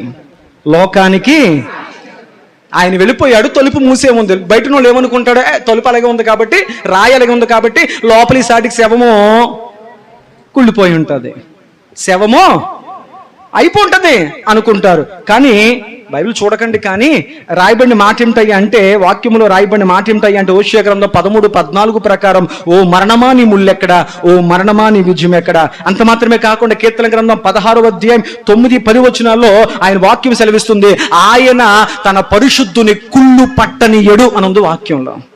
యేసుప్రభు శరీరం కుళ్ళిపోదంట. ఆమేన్ చెప్పండి. బోల్డ్ అండ్ రెఫరెన్స్లు ఉన్నాయి నా దగ్గర, కానీ జరిగిన విషయాలు మీకు చెప్తున్నాను. దేవునికి స్తోత్రం. జరిగింది ఏంటంటే, దేవదూత వచ్చింది, రాయిని దొర్లించింది, రాయి మీద కూర్చుంది. దేవునికి స్తోత్రం. దేవదూత రాకముందు ఆయన పునరుద్ధాన శక్తితో లేవనెత్తబడ్డాడు. ఆయన పునరుద్ధాన శక్తిని ఆపడానికి ఏది అడ్డుపడలేదు, అవన్నీ అలాగే ఉన్నాయి. ఆయన పునరుద్ధాన శక్తితో లేవనెత్తబడ్డాడు. దేవునికి స్తోత్రం. మీకు ఒక మాట తెలుసా, ఆయన పునరుద్ధాన శక్తితో వెళ్ళిపోయిన విషయము సంకెళ్ళకు తెలియదు, రాజముద్రకు తెలియదు, బయట కాపలా కాసే వాళ్ళకి తెలియదు. ఎవరికి తెలియదు. ప్రభు చెప్పాడు, నా రాకడ దొంగ వచ్చినట్లు ఉంటుంది, ఎవరికి తెలియదు. ఆయన ఎప్పుడు వస్తాడో, ఎప్పుడు పిలుస్తాడో, ఎప్పుడు ఎవరి ప్రాణం ఎప్పుడు వెళ్ళిపోద్దో ఎవరికి. కొంతమంది మనం చూస్తాం, డ్యాన్స్ అంతేస్తే అలా పడిపోయాడండి, నిలబడి తూడి అలా పడిపోయాడండి, కూర్చొని అలా పడిపోయాడండి. దేవుని రాకడ, మనిషి పోకడ ఎవరికి తెలియదు. మళ్ళీ చెప్పండి, దేవుని రాకడ, మనిషి పోకడ ఎప్పటికీ తెలియదు. కాబట్టి దేవుడు నిన్ను భూమి మీద సజీవంగా ఉంచినప్పుడే నీ భక్తిని ప్రభువుట యథార్థంగా మనం చేయుదుముగాక. ఆమేన్. ఎప్పుడైతే యేసు ప్రభువు వారు పునరుద్ధరణుడే వెళ్ళిపోయాడో అక్కడ బయట కాపలేసే వాళ్ళు ఎవరికీ తెలియదు. కానీ దేవుని దూత దిగి వచ్చినప్పుడు మహాభూకంపము కలిగను. ఆ దేవదూత ఆ రాయిని పక్కకు జరిపి రాయి మీద కూర్చుంది. ఆ భూకంపము యొక్క శబ్దానికి, ఆ దేవదూత యొక్క ప్రభావానికి, ఆ రాయి పక్కకు దొర్లించబడిన స్థితికి, ఆ సంకెళ్ళు తెగిపోవడము, ఆ రాజముద్ర ఊడిపోవడము, ఇవన్నీ చూసి సైనికులందరూ అక్కడ కింద పడి మూర్ఛ వచ్చి చచ్చిన వాళ్ళ బిగిసిపోయారంట. చచ్చిన వాళ్ళ పడిసిపోయి బిగిసిపోయారంట భయపడుతూ. దేవదూత వచ్చింది, రాళ్ల మీద అలా కూర్చుంది. దేవునికి స్తోత్రం. ఈ లోపల తెల్లవాడుచుండగా మగ్దలేని మరియు వేరొక మరియు యేసుక్రీస్తు ప్రభు తల్లి గారును సుగంధ ద్రవ్యాలు తీసుకుని వెళ్ళారు. అక్కడికి వెళ్ళేసరికి ఆయన లోపల లేడు. మొత్తం వెతికేస్తారంట, ఎక్కడున్నాడో అని అడుగుతున్నారంట. అప్పుడు దేవుని దూత అంటుంది, సజీవుడైన వాణిని మీరెందుకు మృతుల్లో సమాధుల్లో వెతుకుతున్నారు? ఎందుకు సమాధుల తోటకు వెళ్ళారు? ఎందుకు సమాధుల దగ్గరికి వెళ్ళాడు? ఆయన సజీవుడు అని చెప్పిన మాట మీరు మర్చిపోయాడా? సజీవుడైన వాడిని మీరు ఎందుకు మృతుల్లో వెతుకుతున్నారంటే మీరు నమ్మలేదా? ఆయన మాటని, బ్రతుకుతానని చెప్పిన మాట మీరు నమ్మలేదా? ఆయన చెప్పినట్లుగా ఆయన లేచి ఉన్నాడు. దేవునికి స్తోత్రం. ఎవరి కోసం ఆయన వెయిట్ చేయడు, మనమే వెయిట్ చేయాలి. ఆవిడ కోసం ఎదురు చూస్తే ఆలస్యం అయిపోయింది అండి. బైబిల్ అంటుంది, యేసు ప్రభువే ఆగడు, నువ్వెందుకు ఆగాలి? ఎవరి కోసం? హల్లెలూయా. సజీవుడైన వాడిని మీరు ఎందుకు మృతుల్లో వెతుకుతున్నారు? ఆయన చెప్పినట్లుగా ఆయన లేచాడు. వెళ్ళండి, ఆయన శిష్యులకు చెప్పండి, ఆయన సజీవుడై లేచాడని చెప్పి అనగానే వారు కంగారు పడిపోయి భయపడిపోయి వచ్చేసారు. ఎంతవరకు అర్థమైందా? వీళ్ళు వెళ్ళిపోయారు. ఈ లోపల ఈ సైనికులు పరిగెట్టుకుంటూ వెళ్ళారు. ఎక్కడికే? పిలాతు దగ్గరికి వెళ్తే చంపేతాడు. డబ్బిచ్చి కొనేశారు కదా శాస్త్రులు, పరిచయులు, కయప్ప పెద్దంకులు కొనేశాడు కదా. ఆయన దగ్గరికి వెళ్ళిపోయి జరిగిందంతా చెప్పారు. ఏంటయ్యా అంటే, ఏమండి తెల్లవారేసరికి భూకంపం వచ్చేసిందండి, అక్కడ ప్రదేశం అంతా అదిరిపోయిందండి, ఉన్నట్టుండి ఒక తెల్లని వస్త్రం వేసుకున్న వ్యక్తి వచ్చాడండి, ఆ రాజుగారు ముద్ర దెబ్బకే తెగిపోయిందండి, సంకెళ్ళు తెగిపోయండి, రాయి తనకు తానుగా పక్కకి వెళ్ళిపోయిందండి, అది మేము తట్టుకోలేక భయపడి మోర్చపోయిన వాళ్ళు కింద పడిపోయాము. నిజంగా అని చెప్పినట్టు బతికాడండి అని చెప్పారు. వచ్చి వీళ్ళు అన్నారు, ఓరు బాబు ఆ మాట అనకండి, ఆ మాట మీరు చెప్పారంటే ఆయన నిజమైన దేవుడని, ఆయన పునరుద్ధాన శక్తి నిజమైందని చెప్పి ఇప్పుడు లోకమంతా మారిపోద్ది, ఈ నిజాన్ని ఆపేద్దాం, ఈ నిజాన్ని దాచేద్దాం. హత్యలను కూడా యాక్సిడెంట్లకు ఎలా మార్చేస్తున్నారో అలా దాచేద్దాం ఈ నిజాన్ని అని చెప్పి సైనికులకు డబ్బులు ఇచ్చారంట. బైబిల్లో ఇవన్నీ ఉన్నాయి. సైనికులు కొంత డబ్బు ఇచ్చి, ఎవరు బాబు మీరు పిలాతు గారు అడిగినా ఎవరు అడిగినా ఏం చెప్పాలి? మీరు ఏం చెప్పాలంటే, మేము రాత్రి నిద్రపోయామండి. ఎవరితో చెప్పాలంట? మేము రాత్రి నిద్రపోయినప్పుడు ఆయన శిష్యులు వచ్చి మేము నిద్రపోతున్న టైంలో ఆ తాళం బద్దలు కొట్టి సంకెళ్ళు తీసేసి రాయి దొర్లించి ఆయన శవాన్ని ఎక్కడికో పట్టుకుపోయారు అని చెప్పి శిష్యుల మీద పెట్టండి. మరి మేము నిద్రపోయామని చెప్తే మరి పిలాతు చంపేతాడు కదా అంటే, ఆయన మీ మీద కోప్పడకుండా మేము అడ్డుపడతాం, మీ ప్రాణానికి మా ప్రాణమొడ్డు అని చెప్పి లంచం ఇచ్చి అబద్ధం ఆడిచ్చారు. ఈనాటికి యోధా ప్రజల్లో ఈ అబద్ధాన్ని వాళ్ళు నమ్ముతున్నారు. ఇంకా మరి కొంతమంది యూదులు ఇంకా మెస్సయ్య రాలేదని నమ్ముతున్నారు. మనము ధన్యులము, అన్యులమైన మమ్ములను ఆయన త్వరగానే ఆయన ఎదుర్కొనగలిగే కృప ప్రభు మనకిచ్చాడు. దేవునికి స్తోత్రం. మనం సత్యాన్ని గ్రహించగలిగాం. ఆ సత్యం మనల్ని సర్వసత్యంలో తీసుకువెళ్తుంది. దేవునికి స్తోత్రం. ఓకే, యేసు ప్రభు వారు పునరుద్ధాన శక్తితో లేవనెత్తబడ్డాడు. లేవనెత్తబడిన తర్వాత యేసు ప్రభు మొదటికి ఎవరు కనపడ్డాడు? ఆయన ఒక క్రమ పద్ధతిలో వెళుతున్నాం. ఎవరికి కనపడ్డాడు ఆయన? మీకైనా అభిప్రాయం ఉందా? చూసి అంటారు, ఎవరు కనపడ్డాడు ఆయన? రాజుగారికా కనపడ్డా? ఎవరికి కనపడ్డాడంటే 7 దయ్యాలు పట్టాయంట ఒక ఆవిడికి. ఎన్ని దయ్యాలు? 7 దయ్యాలు పట్టాయంట. ఆమె పేరే మర్దలేని మరియా. ఏ దయ్యాలు పట్టినాయి అంట? 7 దయ్యాలు వదిలించాడు యేసు ప్రభుని. దెయ్యం అంటే మీద పడిపోయి దొర్లేసి అనేది కాదు. కోపం అనే దయ్యం, అహంకారం అనే దయ్యం, అహంభావం అనే దయ్యం, నిద్ర అనే దయ్యం, దేవుని వాక్యం వినకుండా నిర్లక్ష్యం అనే దయ్యం. ఒక యవనస్తుల్లో సేన అనే దయ్యాలు పట్టాయంట. ఏ దయ్యాలంట? యేసు ప్రభు అడిగారు, మీరు ఎంతమంది అంటే మేము 3,000 మందిమి అన్నాడు. ఎన్ని వేల మంది అంట? నేను ఆశ్చర్యపోయిన. ఒకటి శరీరంలో 3,000 దెయ్యాలు దూరయ్యా అంటే అర్థము దెయ్యాలు దూరని కాదు, వాడిలో అన్ని గుణాలు ఉన్నాయి. కోపం, ఆవేశం, ద్వేషం, అసూయ, కపటం, కుతంత్రం, ఇలా రకరకాల దెయ్యాలు లెక్క అయితే 3,000 దెయ్యాలు ఉన్నాయంట. ప్రభువా, నువ్వు నా శరీరంలో ఉంటే, నీ ఆత్మ నా హృదయంలో ఉంటే, నా లోపలికి ఏ దెయ్యము ప్రవేశింపకుండును గాక. గుండె మీద చేసుకొని చెప్పండి, మీ లోపల ఏమైనా ఉన్నాయా? మీరు మాట్లాడతలే. సౌలు మీద దేవుని ఆత్మ వెళ్ళిపోయింది, దురాత్మ వచ్చేసింది. దురాత్మ రాగన కలిగింది తెలుసా? అతడు విషపు చూపు పెట్టాడంట దావీదు మీద. ఎప్పుడు? దురాత్మ వచ్చి అతనిలో దూరిన తర్వాత, దెయ్యపు ఆత్మ సౌలు మహారాజును ఆవరించిన తర్వాత, ముందు దేవుని ఆత్మ వెళ్ళిపోయింది. అది దేవుని ఆత్మ వెళ్ళిపోగానే వెంటనే దురాత్మ వచ్చింది. యేసు ప్రభు వెళ్ళిపోగానే చీకటి వచ్చేసింది.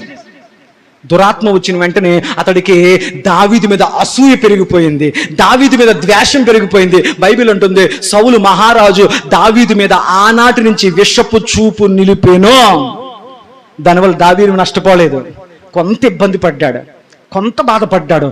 కానీ సౌలు కుటుంబం మాత్రం మొత్తం చల్లారిపోయింది, కుటుంబం మొత్తం ఎగిరిపోయింది. కానీ దావీదు కుటుంబం తరతరాలకు నిలబడిపోయింది. ఆ సింహాసనం మీద, దావీదు సింహాసనం మీద యేసయ్య కూర్చున్నాడు. దేవునికి స్తోత్రం చెప్పండి. ఇప్పుడు ఒక మాట చెప్పండి, కష్టపడినోడు దీవించబడతాడా, కష్టపెట్టోడు దీవించబడతాడా? మిమ్మల్ని ఎవరైనా కష్టపెడుతున్నారా? మౌనంగా భరించు, ఎందుకంటే నీ కష్టంలో దేవుడు నీకు తోడు ఉంటాడు. నువ్వు కావాలని కష్టపడితే ఎవడేం చేయలేడు. నీకు తెలియకుండా, నీ అనుమతి లేకుండా, మాటల వల్ల, చేష్టల వల్ల, క్రియల వల్ల ఎవరు నిన్ను బాధ పెడుతుంటే దేవునికి స్తోత్రం. ప్రజలు నిన్ను నిందించి, హింసించి, నీ మీద అబద్ధముగా చెడ్డ మాటలు పలుకున్నప్పుడు మీరు ధన్యులు, సంతోషించి ఆనందించుడి, పరలోకమందు మీ ఫలం అధికమవును. మాట పడ్డం నష్టం కాదు, కానీ మాట పడ్డవని మాత్రం దేవుడు ఊరుకోడు. ఇవన్నీ మనకు పాఠాలే. దైవజనుడు వాక్యం గద్దించిన మాత్రం తెగ పాస్టర్గా నన్ను తిడుతున్నారు వాక్యం కాబట్టి ఈయనకి ఇవన్నీ అంట కుదరదు. ఎందుకంటే నా కుమారుడా, నీ తండ్రి గద్దింపుకు లోబడు. దేవునికి స్తోత్రం. బలిపీఠం దిగాక మాట్లాడితే నాకు అది వర్తిస్తుంది. బలిపీఠం మీద దేవుని ఆత్మతో నింపబడి వాక్యంతో గద్దెత్తున్నప్పుడు అది నీకు క్షేమమైతే స్వీకరించు. దేవునికి స్తోత్రం. హల్లెలూయా. ఎవరు కనపడిందో తెలుసా? దేవుని యొక్క దేవుడు మహిమ దేహంతో మొట్టమొదటిగా మర్దలేని మరియ కనపడ్డాడు. ఆయన ఆ సమాధి తోటలో. ఆమె కలవరపడిపోయి, మా యేసుప్రభు ఎక్కడ, మా యేసుప్రభు ఎక్కడ, ఆయన సమాధి కనపడతా లేదేంటి అని చెప్పి గుండెలు బాధ ఏడుస్తుంటే, యేసుప్రభు వారు ఆమెకు కనపడితే ఆయనను ఆమె గుర్తుపట్టలేక ఆమె అనుకుందంట, ఈ సమాధి తోటకి ఈయన తోటమాలేమో అనుకున్నందంట.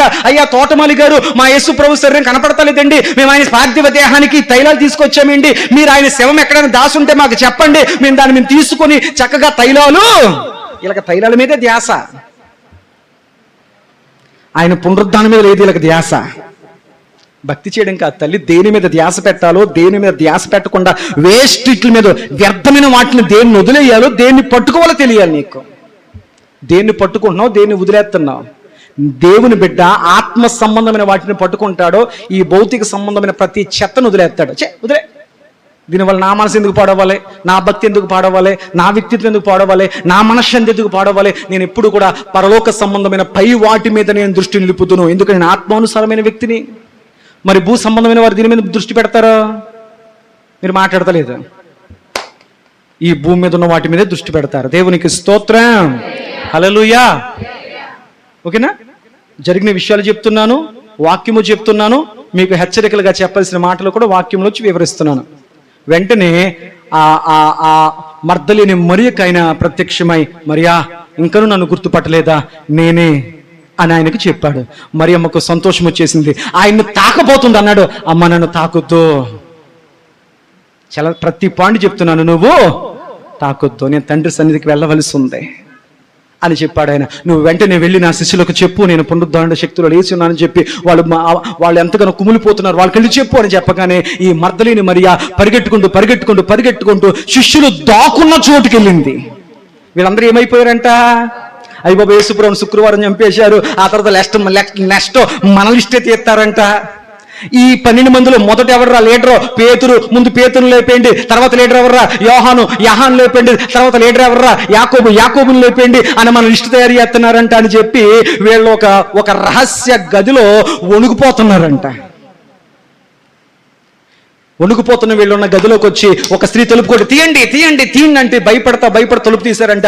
ఈమె లోపలికి వచ్చి ఆవేశపడుతూ చెప్తున్నట్ట, మన యేసు ప్రభు సజీవుడిగా లెగిశాడు, ఆయన నాకు కనపడ్డాడు, ఆయన నాతో మాట్లాడాడు, ఆయన సజీవుడై ఉన్నాడని చెప్పే విషయం మీకు చెప్పమన్నాడు అని అంటే శిష్యులందరూ ఈమెను తిట్టారంట. నీకని పిచ్చేటి, ఆయన లేకడం ఏంటి? మేము ప్రాణభయంతో చచ్చిపోతున్నాం, నీకు ఆయన గురించి ఆలోచించి ఆ ఫాంటసీ ఎక్కువైపోయి నీకు ఆయన మీదే దృష్టి ఉందో బట్టి నువ్వు అలా అయిపోయినట్టుకున్నావు. ఆ పాపం కూడా అలాగే అన్నారు. ఎవరినే? పేతులు లేచి రావడం ఏంటి? పిచ్చిదానా అన్నారు. ఎవరిని?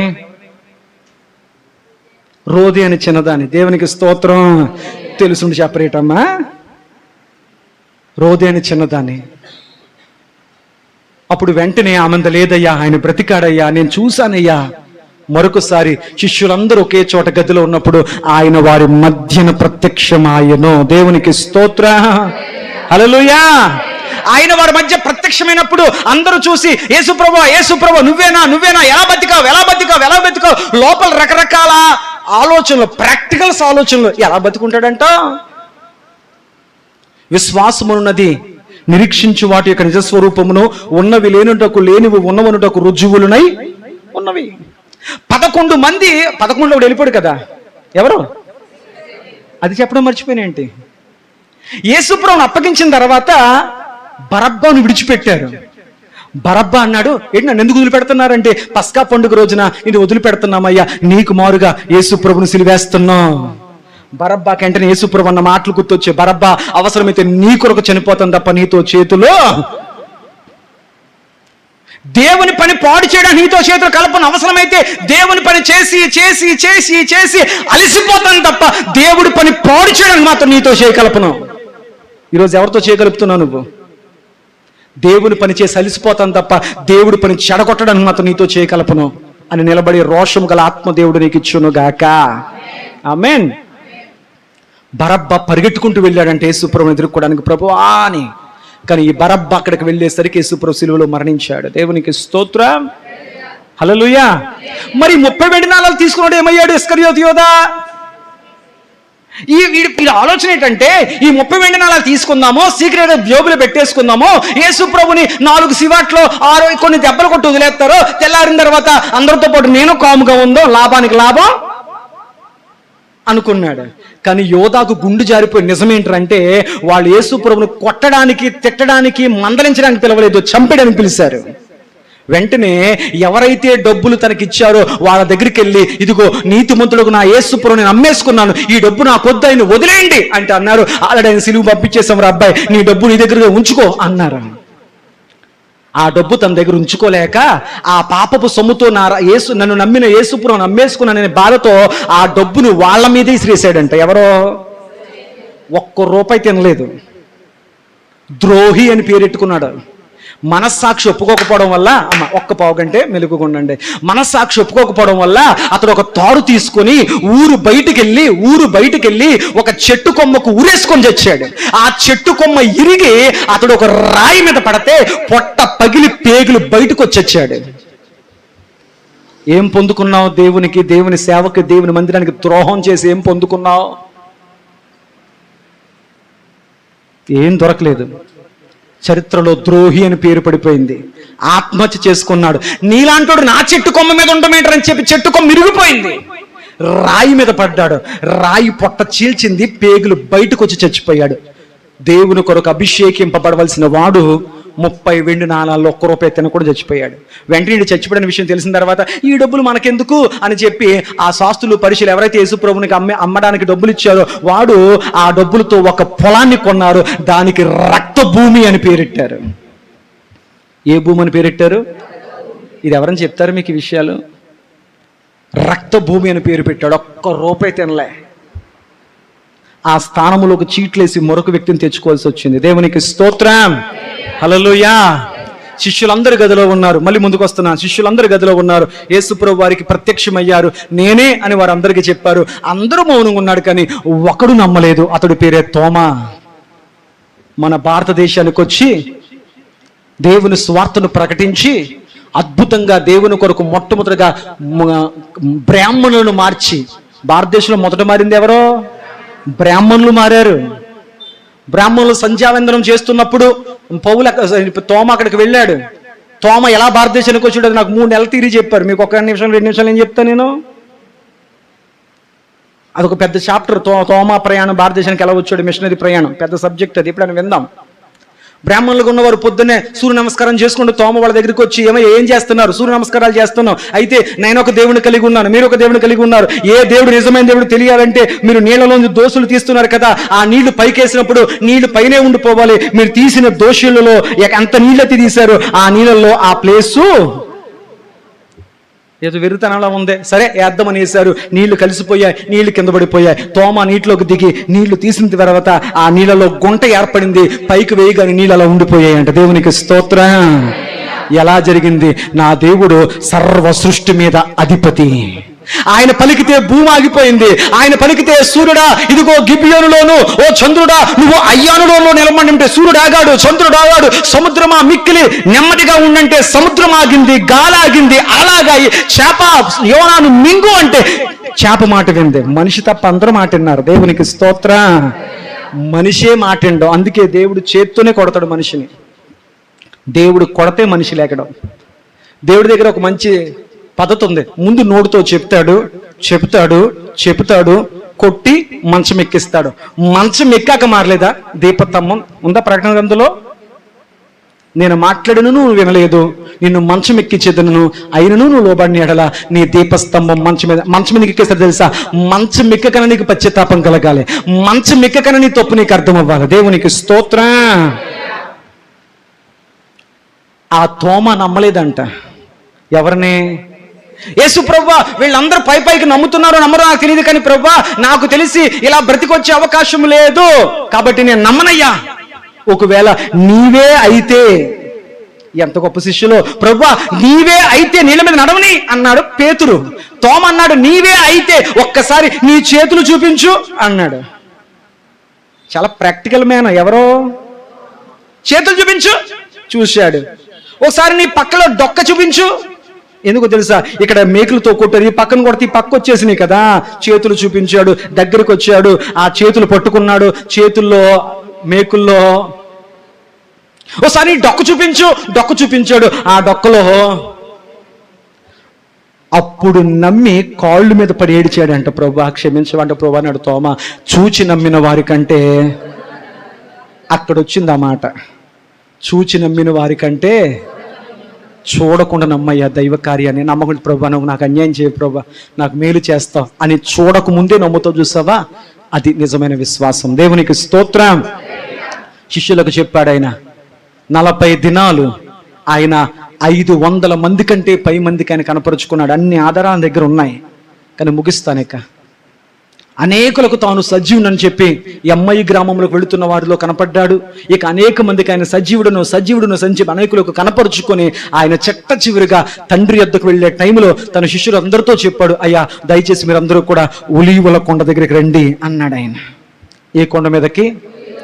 ఎందుకు ఒలీవల కొండ మీదకి యేసుప్రభువు రమ్మన్నాడు? ఆయనకి ఇష్టమైన స్థలం. ఎందుకంటే ఆయన ప్రతిదినము ప్రార్థించుకోవడానికి వెళ్ళే స్థలం ఒలీవల కొండ. దేవునికి స్తోత్రం. మరి గెత్సెమనే కొండ, ఇది వేదన కొండ, ఇది శ్రమల కొండ, ఇది అప్పగింపుకు సిద్ధపరిచే కొండ. కానీ అది అనుదినము ప్రార్థించిన కొండ ఒలీవ కొండ. దేవునికి స్తోత్రం. ఆయన రూపాంతరం పొందిన కొండ ఒలీవ కొండ. హల్లెలూయా. పేతురు అన్నాడు కదా, ప్రభువా ఏంటి నాయనా ఈ కొండ మీదకి నువ్వు రాగానే నీ శరీరం ఏంటి ఇలా తెల్లగా మారిపోయి, ఏలియా గారు వచ్చేశారు, ఇంకెవరు వచ్చేశారు, మోషే గారు వచ్చేశారు. కాబట్టి పేతురు అన్నాడు, ప్రభువా నీకు ఇష్టమైతే నీకొకటియు, ఏలియాకొకటియు, మోషేకొకటియు పర్ణశాలను కట్టేతను ప్రభువా ఈ కొండ మీద అన్నాడు. ప్రభు అన్నాడు, పేతురు నువ్వు కంగారు పడకయ్యా, నీకెందుకే అంత ఆత్రం, ఉండలాగా కాముగా ఉండు, ఇది ఎవరికి చెప్పక నేను చనిపోయేదాకని చెప్పాడు యేసు ప్రభు. పేతురు చెప్పలే. అదే స్థలములో పర్ణశాల కాదు, అదే కొండ మీద ఇప్పుడు దేవుని మందిరం కట్టబడింది. దేవునికి స్తోత్రం. యెరూషలేములో అందరూ ఆ కొండను చూసి వస్తున్నారు ఇప్పుడు. ఓకే, యేసు ప్రభు చెప్పారు మీరు అందరూ కూడా కలిసి ఎక్కడికి రమ్మన్నాడు ఆయన, ఒలీవల ప్రార్థించుకునే కొండకు రండి అన్నాడు ఆయన. వాళ్ళందరూ వచ్చారు. సరేనయ్యా మీకు సెండ్ ఆఫ్ ఇస్తున్నాను, నేను తండ్రి దగ్గరికి వెళ్ళిపోతున్నాను అని చెప్పి ఆయన వాళ్ళందరితో చెప్తున్నప్పుడు వాళ్ళు దుఃఖముక్కులై ఏడో మొదలు పెట్టన్నారు, ప్రభువా మమ్మల్ని అనాథలుగా వదిలేస్తావా, మమ్మల్ని విడిచిపెట్టేస్తావా, మా పరిస్థితి ఏంటి నాయనా, మా బ్రతికేంటి నాయనా, మా పరిస్థితి ఏంటి నాయనా అన్నప్పుడు ప్రభు అన్నాడు, నేను మిమ్మల్ని అనాథలుగా వదలను. దేవునికి స్తోత్రం.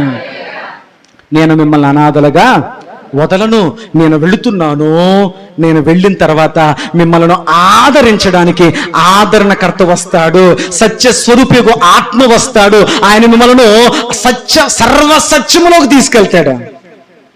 భక్తి ఒక మొత్తుగా, భక్తి ఒక మైకంగా, భక్తి ఒక మూఢనమ్మకంగా ఉండదు. పరిశుద్ధాత్మ నీలోనికి వస్తే నీకు సత్యం తెలుస్తుంది, సత్యానికి లోబడతావు. దేవునికి స్తోత్రం. ఈనాడు భక్తి పేరట చంపేసుకుంటున్నారు, భక్తి పేరట కోసేసుకుంటున్నారు, భక్తి పేరట బలులు చేస్తున్నారు, భక్తి పేరట ఒంటికి సోలాలు గుచ్చుకుంటున్నారు, భక్తి పేరట అగ్నిగుండాల్లో నడుస్తున్నారు. భక్తి మూఢత్వంతో కూడింది అయిపోయింది. అందుకే కార్ల్ మార్క్స్ అన్నాడు, భక్తి నల్ల ముందు కంటే ప్రమాదం అంట.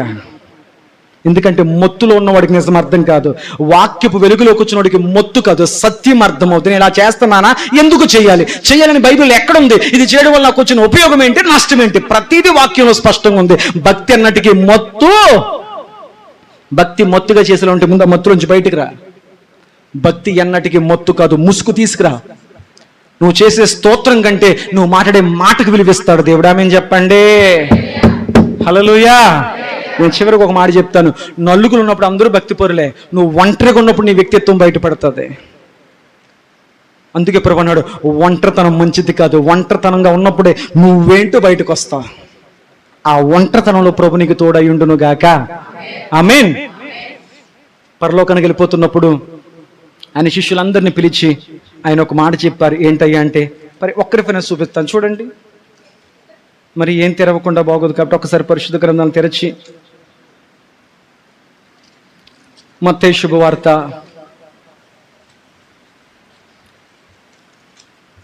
చివరి అధ్యాయం 28వ అధ్యాయం. నేను చెప్పినవన్నీ కూడా మీకు అక్కడ కనపడతాయి, ఇంటికి వెళ్ళి చదువుకోండి. 16వ వచనం.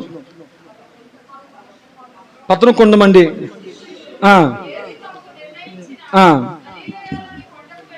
గలిలయ కొండ పేరు గలిలయ కొండ కాదు, గలిలయ అనే ఊరిలో ఒక కొండ. మీరు గుడ్డుగా నమ్మకూడదు. గలిలయలో ఒక కొండ. ఏదా కొండ? ఎవరు చెప్పారు? పాస్టర్ గారు చెప్పారు. ఎందుకు నమ్మాలి? అపోస్తుల కార్యాలు 1వ అధ్యాయం. అపోస్తుల కార్యాలు 1వ అధ్యాయం 12వ వచనం. అప్పుడు వారు ఒలీవల వనబడిన కొండ నుండి యెరూషలేమునకు దిగి తిరిగి వెళ్ళిరి. దేవునికి స్తోత్రం. ఇప్పుడు యేసు ప్రభు ఏ కొండ మీద వెళ్ళాడు ఆయన? చెప్పాలి. ఒలీవల వనబడినటువంటి కొండ మీద నుంచి యేసు ప్రభు వారు పరలోకానికి ఆరోహణమయ్యే సందర్భంలో ఆయన తన శిష్యులతో చెప్పిన మాట, నేను మిమ్మల్ని అనాథలుగా విడవను అని చెప్పి ఆయన అన్నారు. మీరు సర్వ సృష్టికి వెళ్ళండి, సువార్తను ప్రకటించండి, నమ్మిన వారిని నాకు శిష్యులుగా చేయండి, మీ నా నామం పేరిట అద్భుతాలు చేస్తారు, స్వస్థతలు చేస్తారు, దెయ్యాలు వెళ్ళగొడతారు అని చెప్పి అనేకులను నా కొరకు శిష్యులుగా చేయుడి అని చెప్పి ఆయన మీ కొరకు ఆదరణకర్త వస్తాడు. ఆయన రాకకు మీరు వెళ్ళి యెరూషలేములో ప్రార్థించండి అని చెప్పారు. వారు యెరూషలేముకు వెళ్ళారు. మేడగదిలో 120 మంది ఇంక్లూడింగ్ మరియమ్మ గారితో సహా. మరి మరియమ్మ గారికి ఆ రోజు పరిశుద్ధాత్మ వల్ల కదండి గర్భం వచ్చింది. పరిశుద్ధ పరిశుద్ధాత్మ ఆమె మీదకి రాలేదు, గర్భం మీదకి మాత్రమే వచ్చింది. ఆమెకు మరలా ఆత్మ నింపుదల అవసరమైంది కనుక ఆమె మేడగదిలో 120 మందితో కలిసి మోకరించి ప్రార్థన చేసింది. పరిశుద్ధాత్మ వారి మీద దిగి వచ్చింది. దాక్కున్న వారు వీధుల్లోకి వచ్చి సువార్త ప్రకటించడం మొదలెట్టారు. దేవునికి స్తోత్రం. హల్లెలూయా. ముగించిన ప్రభు అన్నాడు, నేను నా తండ్రి దగ్గర అనేక నివాస స్థలాలు ఉన్నాయి, లేని ఎడల మీతో నేను చెప్పుదును. నేను వెళుతుంది ఎందుకో తెలుసా? మీ కొరకు నేను సిద్ధపరచడానికి వెళుతున్నాను అని చెప్పి ఆయన పరలోకం వెళ్ళారు. ఆయన ఒకరోజు మరలా రాబోతున్నాడు కాబట్టే ఈ లోపల నువ్వు రక్షణ పొందాలి. ఆయన రక్షణ వస్త్రంతో అలంకరింపబడాలి. ఆయన నిన్ను వెతుకు వెళ్ళిపోతున్నప్పుడు, సంఘం ఎత్తబడుతున్నప్పుడు ఎవరైతే రక్షణ పొందలేదో వారు విడిచిపెడతారు, వారు మహాశ్రమంలోకి వెళతారు. సంఘము ఎత్తబడుతుంది, సంఘం 1000 పాలనలోకి వెళుతుంది. దేవునికి స్తోత్రం. ఈ పునాదులు మీకు అర్థమైతే అప్పుడు 1000 పాలన కోసం చెప్తా. 7 వారాలేంటో చెప్తా, 7 నక్షత్రాలేంటో చెప్తా, 7 బూరలేంటో చెప్తా, 7 ఆత్మలేంటో చెప్తా, 7 ఇవన్నీ చెప్పాలంటే ముందు అసలు మీకు సరైన యేసుప్రభు గురించి సరైన అవగాహన ఉండాలి. ఇది అవగాహన లేకుండా 7 బూరలు అంటే మీకు ఏది అర్థం కాదు, తీర్థంలో బూర అయిపోద్ది. కాబట్టి ఇవన్నీ మీకు చెప్తుంది మీకు పునాది బలపడాలని. ఇది బలపరుచుకున్నప్పుడు పనికిరానివన్నీ పక్కన పడేయండి. మీరు నేర్చుకోవాల్సిన భక్తి చాలా ఉంది ఇంకా. దేవునికి స్తోత్రం. హల్లెలూయా. ఏ కొండ నుంచి పరలోకం వెళ్ళాడు ఆయన? గట్టిగా చెప్పాలి. ఎక్కడ ఆధారం ఉంది? అపోస్తలుల గారి 1వ అధ్యాయము 12వ వచనం. ఒలీవల కొండ నుంచి ఆయన వెళ్ళిపోయిన తర్వాత కొండ నుంచి మళ్ళీ ఇంటికి వెళ్ళిపోయారు. మేడగదిలోకి వెళ్ళి ప్రార్థన చేశారు. ఇంటికి వెళ్ళిపోయి ముచ్చట్లు అట్లే, నీ చెయ్యెట్టుకున్నావు కదా, చెయ్యి ఎలాగుందంటో, గాయం ఎలాగుందన్నట్ట, ఈ ముచ్చట్లే లేవు. వెళ్ళిపోయారు మేడగదిలోకి, మౌనంగా ప్రార్థనలో గడిపారు. దేవుని ఆత్మ వచ్చాక దేవుని కోసం మాట్లాడడం మొదలెట్టారు. నలుగురు కూడుకుంటే మాట్లాడుకోవాల్సింది దేవుని మాటలో. అధికమైన మాటల్లో దోషం ఉండక మానదు. దేవుని బిడ్డలైన నలుగురు మందిరంలో కూర్చొని ఆ మాట ఈ మాట చెప్పుకుంటే ఆ మాటల్లో దోషమే బయటకు వస్తుంది. దేవుని మాటలు చెప్పుకోండి. దేవుని మాటలు చెప్పుకున్న తోపుకి లేదా, సరే అమ్మ ఇంతవరకు చక్కగా దేవుడితో గడిపేస్తాం కదా, ఎందుకు ఆ మాట ఈ మాట మాట్లాడకుండా లేనిపోయిన దోషాలు తెచ్చుకోవడం, దీవించబడ్డ మనం ఆ దీవెనతో ఇంటికి వెళ్ళిపోదాం. ఆమెం చెప్పండి. కొంచెంసేపు కూర్చొని దోషాలు తెచ్చుకోవడం కంటే దేవుని దగ్గర నుంచి ఆ దీవెనతో ఇంటికి వెళ్ళిపోతాం గాక. ఈ ఒలీవల కొండకి ఈ మధ్యన క్రైస్తవులందరూ టూరిస్టులకు వెళ్ళిపోతున్నారు. ఎక్కడికే చెప్పరేటమ్మా? టూరిస్టులు అందరూ వెళ్ళిపోతున్నారని చెప్పి ఒక కోటేశ్వరుడు ఆ ఒలీవల కొండ మీద ఒక హోటల్ కడదాం అనుకున్నాడంట. ఏం కడదాం అనుకున్నాడంట? ఒక పెద్ద రిసార్ట్స్ కడదాము, ఇక్కడ చాలా మంది టూరిస్టులు వస్తున్నారు, మంచి వ్యాపారం జరుగుతుంది అని చెప్పి అనుకుని కొండ మీద కడుతున్నాను కదా, అసలు ఆ కొండ స్టెబిలిటీగా ఉందా లేదా, లోపల అగ్ని పర్వతాలు ఉన్నాయా లేవా, అసలు భూకంపంతో కొండ పరిస్థితి ఎలా ఉంటుంది అని చెప్పేసి భూతత్వ పరిశోధన చేసేటువంటి కొంత సైంటిస్టులను తీసుకొచ్చి ఆ ఒలీవల కొండను పరిశోధన చేయమన్నాడంట. నేను కొండ మీద రెస్టార్ట్ కట్టబోతున్నాడు, పరిశోధన చేయండి అంటే ఆ భూమిని పరిశోధించేటువంటి భూతత్వ పరిశోధకులు దాన్ని పరిశోధన చేసి, అయ్యా ఈ ఒలీవల కొండ మీద నువ్వు రిసార్ట్స్ కట్టొద్దు అన్నారంట. ఎందుకు కట్టొద్దు అన్నారంటే, మాకు తెలియని దాని ప్రకారం మా పరిశోధనలో మాకేం అర్థమైందంటే, ఒకానొక రోజు రాబోతుంది, అప్పుడు ఈ కొండ 2గా విడిపోయే సూచన ఉంది, కాబట్టి కొట్టొద్దు కదా, కట్టొద్దు అన్నారంట. ఏం విడిపోద్దంటే 2గా? ఒలీవల కొండ 2గా విడిపోయే ప్రమాదం ఉంది, కట్టొద్దు అన్నారంట. కట్టలేదు అతడు. నిజంగా ఒలీవల కొండ 2గా విడిపోద్దా? ఎందుకు విడిపోద్ది? జకరియా గ్రంథం 14వ అధ్యాయం. జకరియా గ్రంథం వాక్యములో చూపించండి ఏం చెప్పిన. జకరియా గ్రంథం 14వ అధ్యాయం 1 నేను చదువుతున్నాను చూడండి. మేము ముగించేస్తున్నాం ఇక్కడితో. ఇదిగో యెహోవా దినము వచ్చుచున్నది, అందు మీ యొద్ద దోచబడిన సొమ్ము పట్టణములోనే విభాగింపబడును. ఏలయని యెరూషలేములో మీద యుద్ధము చేయుటకు నేను అన్యజనులందరినీ సమకూర్చబోచున్నాను. పట్టణము పట్టబడును, ఇండ్లు కొల్ల పట్టబడును, స్త్రీలు చెరపబడుదురు. పట్టణములో సగం మంది చెరపట్టిపోవుదురు. అయితే శేషించిన వారు నిర్మూలము కాకుండా పట్టణములో నిలుతురు. ఇవన్నీ జరుగుతున్నాయి. ఇప్పుడు యుద్ధాలు జరుగుతున్నాయా? దోపిడీలు, రకరకాల చంపేస్తున్నారు. ఆడామోగ పిల్ల చూడకుండా చంపేస్తున్నారా? ఇవన్నీ జరుగుతున్నాయి. యెహోవా దినమున, రాకడి దినముకి ఎన్ని సూచనలే కదా. చూడండి అక్కడ ఏం జరుగుతుందో. 3వ వచనం 14:3. అప్పుడు యెహోవా బయలుదేరి తాను యుద్ధము చేయు రీతిగా ఆ అన్యజనులతో యుద్ధము. 4వ వచనం అండర్లైన్ చేసుకోండి జాగ్రత్తగా. ఆ దినమున యెరూషలేము ఎదుట తూర్పు తట్టున నున్న దేవుడు ఒలీవా కొండ మీద తన పాదములను మోపగా ఒలీవా కొండ తూర్పు తట్టుకునకును ఎడమ తట్టునకును నడిమికి విడిపోయి సగము కొండ ఉత్తరము తట్టుకును సగము కొండ దక్షిణపు తట్టుకు జరుగును గనుక విశాలమైన లోయ ఒకటి ఏర్పడును. దేవునికి స్తోత్రం. ఇప్పుడు చెప్పండి, నిజమా అబద్ధమా? సైంటిస్టులు చెప్తుంది నిజమా అబద్ధమా? ఒలీవల కొండ విడిపోద్దా? ఇప్పుడు దాకా విడిపోయిందా? ఇంక విడిపోలేదా? విడిపోలేదు. ఎప్పుడు విడిపోద్ది? ఒక రోజు రాబోతుంది. ఏ కొండ మీద నుంచి ఆయన పరలోకం వెళ్ళాడో ఆయన తన దూతలతో, వేవేల దూతలతో ఆయన తన రెండవ రాకడలో వచ్చేటప్పుడు అదే కొండ మీద కాలు మోపుతాడు. ఆయన పాదము కొండను తాకిన వెంటనే కొండ రెండుగా విడిపోద్ది. దేవునికి స్తోత్రం. ఇది అద్భుతమైన బైబిల్ ఆధారం. యేసయ్య సజీవుడు అనటానికి సమాధి, తెరవబడిన సమాధి ఆధారం. ఆమేన్. ఈ లోకంలో ఎంతమంది గొప్ప గొప్ప వ్యక్తులు చనిపోయినా వారందరి సమాధులు మూయబడి ఉన్నాయి, కానీ ఒకే ఒక సమాధి ఖాళీగా అలా ఉంది. అది ప్రభువైన యేసుక్రీస్తు సమాధి. ఆమేన్ చెప్పండి. హల్లెలూయా. కాబట్టి మన దేవుడు పునరుద్ధానుడు. పునరుద్ధానములు ఏముందో తెలుసా? విజయం ఉంది. ఓ మరణమా నీ ముల్లెక్కడా? ఓ మరణమా మీ విజయం ఎక్కడ? ఏ వ్యక్తి యేసుక్రీస్తు రక్తములో కడగబడతాడో ఆ వ్యక్తికి చావు భయం లేదు, ఆ వ్యక్తికి నరక భయం లేదు. ఏ భయాలు లేవంట? బాప్తిసం పొందిన వ్యక్తికి చావు భయం లేదు, బాప్తిసం పొందిన వ్యక్తికి నరక భయం లేదు. బాప్తిసం పొందిన వ్యక్తికి విజయం ఉంది, బాప్తిసం పొందిన వ్యక్తికి ఆయన పరలోకంలో చోటు ఉంది. చాలు. దేవునికి స్తోత్రం. నమ్మండి, నేను సిద్ధపడిన వర్తమానంలో ఒక్క మాట కూడా మీకు చెప్పలే. జస్ట్ జరిగిన విషయాలు మాత్రమే చెప్పుకుంటూ వచ్చాను. ఈ రీతిలో ఆయన మరణించిన క్షణం మొదలుకొని ఆ యేసు ప్రభు వారు పునరుద్ధానం తర్వాత జరిగిన సందర్భం ఇవన్నీ కూడా జరిగాయి. దేవునికి స్తోత్రం. బైబిల్ మూసేయండి. ఆ తదుపరి జరిగింది ఏంటయ్యా అంటే, దేవుని ఆత్మతో నింపబడ్డారు. అద్భుతమైన స్వార్థ ప్రకటింపబడింది. అప్పుడు దాకా యేసు ప్రభు ఎవరో నేను ఎరుగును అని చెప్పి 3 సార్లు అబద్ధమాడిన పేతురు దేవుని ఆత్మతో నింపబడిన తర్వాత నిలబడి దేవుని వాక్యమును ప్రకటించాడు. సీమోన్ బర్ యోనా, నీవు ధన్యుడువు, నీవు రాయివి, నువ్వు కేఫావు, నీ మీద నా సంఘాన్ని కడతానన్న మాటను బట్టి పేతురు నిలబడి వాక్యం చెప్తున్నప్పుడు ఆయన ప్రసంగం విన్న వారిలో 3000 మంది రక్షింపబడ్డాడు. హృదయము వాక్యములో గుచ్చుకుందే. ఆయింట్మెంట్ పామలేదు వాక్యం తమ్మ తల్లి అని చెప్పి జోకొట్టినట్టు వాక్యం చెప్పలే. 3000 మంది హృదయం నొచ్చుకుంది. అపోస్తుల కార్యగ్రంథంలో చూడగలుగుతాం. వాళ్ళు అంటారు పేదరికి వచ్చి, అయ్యా నువ్వు వాక్యం ప్రకటిస్తుంటే మా గుండెలు నొచ్చుకున్నాయి, మా గుండెల్లో గాయాలయ్యాయి, మా గుండెల్లో వేదన కలిగింది, మేమేం చేయాలి అన్నారు. అప్పుడు అన్నారు, యేసు ప్రభువును మీ స్వరక్షకుడికి అంగీకరించినట్లుగా మీరు మీ పాపములు ఒప్పుకోండి, మారు మనసు నిమిత్తమై పాపక్షేప నిమిత్తమై బాప్తిస్మం పొందండి, అప్పుడు దేవుని ఆత్మని పరిశుద్ధాత్మ మీరు పొందుకుంటారు. దేవునికి స్తోత్రం. బాప్తిస్మం పొందుతూనే దేవుని ఆత్మలోకి వస్తుంది. అప్పుడు దేవుని ఆత్మంతో నువ్వు నడిపింపబడతావు. బాప్తిస్మం పొందకపోతే దేవుడు నీ పక్కన ఉంటాడు, దేవునితో నడుస్తావు. బాప్తిస్మం పొందితే దేవునిలో నడుస్తావు. దేవునికి స్తోత్రం.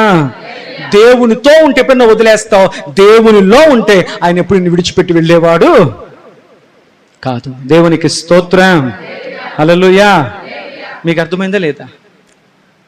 శిష్యులు అద్భుతంగా సువార్తను ప్రకటిస్తున్నారు, సంఘం అభివృద్ధి అయిపోతుంది, వాక్యం బలంగా పనిచేస్తుంది, అనేకులు పాపాలు ఒప్పుకుంటున్నారు, జీవితాలు మార్చుకుంటున్నారు, డబ్బు మీద వ్యామోహం పోయింది, ఆస్తుల మీద వ్యామోహం పోయింది, అలంకరణ మీద వ్యామోహం పోయింది, ఆస్తులు పొలాలు అన్నీ అమ్మేశారు. అన్నీ తీసుకొచ్చి అపోస్తుల పాదాల దగ్గర పెట్టారు.